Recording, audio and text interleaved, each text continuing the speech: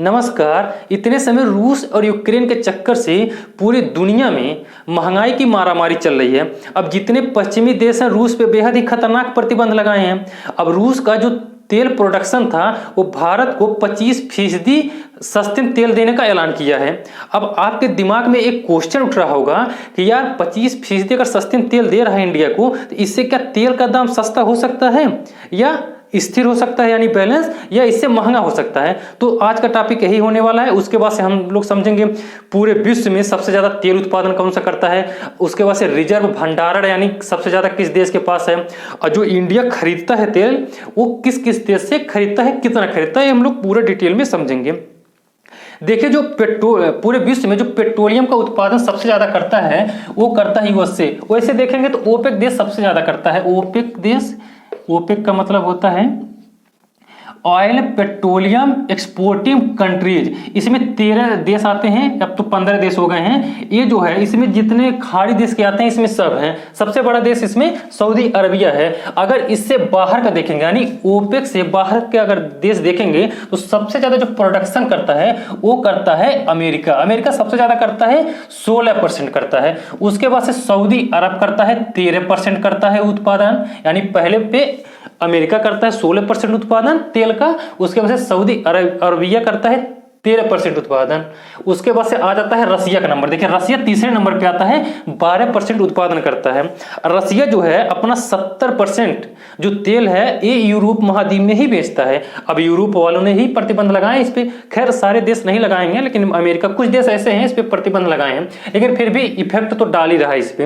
अब बात तीसरे नंबर पे आता है, रसिया 12% उत्पादन करता है। उसके बाद से कनाडा आता है, 5% उत्पादन करता है। फिर ईरान आता है, इराक आता है, कुवैत आता है, मैक्सिको आता है, कि ऐसे मतलब छोटे छोटे देश आते हैं। अब देखिए इसमें से जो ऑयल रिजर्व होता है, ऑयल रिजर्व किसे कहते हैं पहले ये समझिए। ऑयल रिजर्व का मतलब होता है यानी भंडारण करना, यानी कोई भी सामान लेकर के अपने आप वो स्थिर एक तरह से स्टोरेज कर लेना, बाद में कभी भी इमरजेंसी पड़ता है तो उसको निकाला जाता है। जिससे भारत भी इसमें रिजर्व बना रखा है। अब सबसे ज्यादा जो इसमें रिजर्व बना रखा है, भंडारित कर रखा है, वो यूएसए है। यूएसए का लगभग इतना तेल वो मतलब स्टोरेज कर लिया है कि लगभग इसका 60 दिन तक इस अगर इमरजेंसी यूएसए में अगर आ जाए, अगर तेल बाहर से नहीं खरीदता है, तब भी अमेरिका में इतना मतलब भंडारित कर रखा है कि 60 दिन तक यहाँ पे चल सकता है। उसके बाद से दूसरे नंबर पे आता है चाइना, यानी देखिए पहले नंबर पे आता है यूएसए, उसके बाद से दूसरे नंबर पे आता है चाइना, सबसे ज्यादा भंडारित कर रखा है। उसके बाद से जापान आता है, जापान का नंबर आता है। उसके बाद से साउथ कोरिया का नंबर आता है। उसके बाद से इंडिया का नंबर आता है। इंडिया जो है जो रिजर्व इंडिया का है, इसका क्षमता जो देखिए यहाँ पे हमने लिखा है रिजर्व ऑयल कंट्री जो है सबसे ज्यादा यूएसए का है, उसके बाद से चाइना का है, फिर जापान का नंबर आता है, उसके बाद से साउथ कोरिया का आ जाता है। और जो इंडिया का ऑयल रिजर्व है, इंडिया का जो पूरा 53 लाख करोड़ टन है, 53 लाख टन है।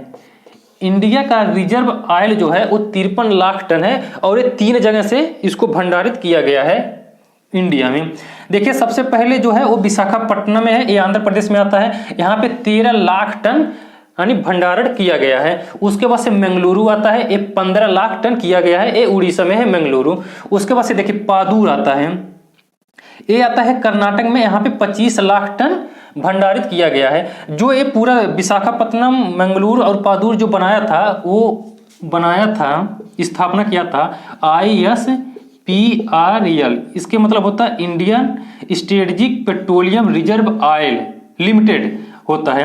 ये इन्होंने ही 2004 में ये सब का स्थापना किया था। अब लेकिन इसका जो देखभाल करता है वो है OIBD, oil Indian development board.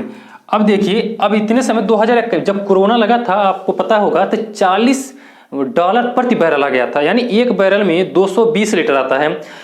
एक बैरल का दाम $40 था, अब इतने समय $115 हो गया, यानी समझ सकते हैं कितना महंगाई हो गया है। ये जब कोरोना लगा था तो उसमें 40 बैरल आ गया, $40 आ गया था, इतना सस्ता हो गया था। तो जो इंडिया था जितना इसके यानी 53 लाख टन ये तो भंडारित कर सकता है, इतना तो भरा ही भरा, बाकी उसके बाद से स्टॉप हो गया। अब जितने अमेरिका सबसे ज्यादा भरा था उसमें, क्योंकि फायदा ज्यादा उठाया था। इसी के देखते हुए 2021 में, जुलाई 2021 में ये फिर ऐलान किया गया है कि 2 जगह और स्ट्रेटेजिक पॉइंट बनाया जाएगा, और वो बनाया जाएगा, देखिए एक चांदी खोल में बनाया जाएगा और एक पादुर में। ये है कर्नाटक में, उसके बाद से ये चांदी खोल जो है ये है उड़ीसा में। यहाँ पे जो बनाया जाएगा, अब तक का सबसे ज्यादा यहाँ पे रिजर्व ऑयल भंडार बनाया जाएगा। यहाँ पे 65 लाख टन तक का बनाया जाएगा, क्षमता रहेगा इसका। इसमें से जो चांदी खोर है वहां पे 40 लाख टन आएगा, उसके बाद से 25 लाख टन आएगा पादुर में। अब तक जो 53 लाख टन था उसमें से इन 9 दिन का मात्र चल सकता था। यानी अगर इंडिया में इमरजेंसी आ जाए, कभी भगवान न करे ऐसा हो, लेकिन अगर पाकिस्तान चाइना से अगर लगातार युद्ध हो जाए, तो देखिए युद्ध किसी भी देश से होता है तो एक दिन में लगभग हजारों करोड़ खर्चा होता है। उतने समय उस देश की जीडीपी बहुत तेजी से डाउन होता है, तो इतना क्षमता तो रहेगा नहीं तेल खरीद सके। अब देखिए भारत जो है 85% बाहर से तेल खरीदता है, उतने समय ये जो भंडारित होता है, भंडारण तेल होता है, वो निकाला जाता है। अभी एक नेता बोल रहे थे कि मतलब इतने समय जो महंगाई तेल चल रहा है, अब भारत को जो स्ट्रेटेजिक रिजर्व बना रखा गया है उसको निकालना चाहिए। तो ऐसा कभी बेवकूफ़ी नहीं करना चाहिए, वो एकदम पूरी इमरजेंसी में तेल जो भंडारण किया गया है तब निकालना चाहिए। तो पहले 9 दिन का जो 53 लाख टन है वो मात्र 9 दिन के लिए है। अब जो ये 65 लाख टन अब जो 2 बनाया गया है चांदी खोल और पादुर में, ये 12 दिन का अब एक्स्ट्रा आ जाएगा लगभग, यानी 25 दिन का इंडिया ये बना देगा इसका भंडारण में। यानी अगर इमरजेंसी लग जाएगा तो अपने यहाँ से 25 दिन तेल मतलब चला सकता है पूरे देश में। खैर जानकारों का मानना है कि इंडिया में जिस हिसाब से इसका मतलब चाइना और पाकिस्तान से कंट्रोवर्सी रहती है, उसको देखते हुए 35 दिन का कम से कम रिजर्व होना चाहिए इंडिया में। खैर अभी तो सही है, 25 दिन का, आगे तक भी ये होता रहेगा, बहुत बढ़िया है अभी तक। अब देखिए आगे जो इंडिया आयात करता है, यानी 85 इंडिया का अगर देखेंगे तो बहुत ही कम मात्रा में मतलब उत्पादन प्रोडक्शन करता है। सबसे ज्यादा करता है आंध्र प्रदेश में, उसके बाद से आता है आपका असम में, गुजरात में फिर आ जाता है, तमिलनाडु में, ऐसे बहुत ही कम मात्रा में तेल का उत्पादन करता है इंडिया। अब इंडिया जो है 85% तेल बाहर से यानी खाड़ी देशों से मंगाता है, 85% मंगाता है बाहर से। और जो सबसे ज्यादा मंगाता है वो आता है इराक का, इराक से सबसे ज्यादा मंगाता है 23%। यानी इंडिया जो आयात करता है तेल में तो सबसे ज्यादा इराक से करता है 23%, उसके बाद से सऊदीया का नंबर आ जाता है, यहाँ से करता है 18% करता है। उसके बाद से संयुक्त अरब अमीरात UAE कहा जाता है इसको, 11% करता है।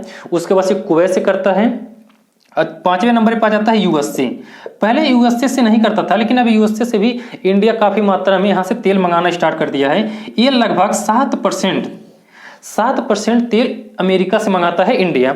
अब ये 11% बढ़कर के होने वाला है।